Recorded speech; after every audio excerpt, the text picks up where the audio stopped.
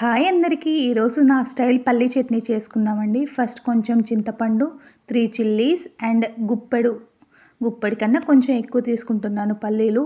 Only 1%కి చేస్తున్నానండి. మీరు ఎంతమందికి చేస్తున్నారో దాన్ని బట్టి అడ్జస్ట్ చేసుకోండి.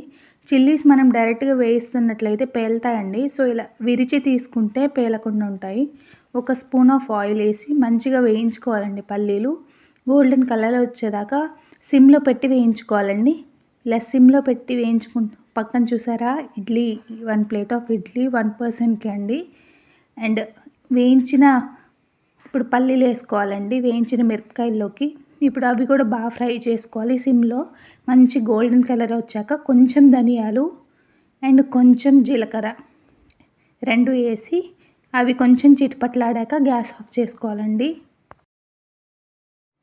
ఇప్పుడు మనం గ్యాస్ ఆఫ్ చేసేసుకొని అవి బాగా ఫ్రై చేసాక కొంచెం చల్లారనివ్వాలండి. వేడి మీద పడితే మనకి అవి ఎగురుతాయి అన్నమాట. ఇప్పుడు మిక్సీ జార్ తీసుకుంటున్నాను. చిన్న మిక్సీ జార్ అండి, 1%కి కాబట్టి. కొంచెం మనకి టేస్ట్కి తగ్గట్టు సాల్ట్ అండ్ మనం నానబెట్టుకున్న చింతపండు వేసి కొంచెం మనకి తగ్గట్టు వాటర్ వేసుకొని మిక్సీ పట్టుకోవాలండి. చూసారా, ఇలా మెత్తగా పట్టేసుకొని మనం పోపు పెట్టేసుకోవడమే. కొంచెం ఆయిల్, పచ్చిశనగపప్పు, ఆవాలు, జీలకర్ర మనకి అవైలబుల్గా ఉన్నాయన్నీ వేసుకోవచ్చండి. మా ఇంట్లో అయితే అన్నీ ఉన్నాయి ఇప్పుడు. సో ఇలా ఒక తాలింపు గింజలు బాక్స్ ఒకటి పెట్టుకుంటే ఇలా ఒకేసారి అన్నీ వేసుకోవచ్చండి. చూసారా, అన్నీ బాగా ఫ్రై చేసేసుకొని ఒక మిరపకాయ కూడా వేసుకొని చాలా టేస్టీగా ఉంటుంది.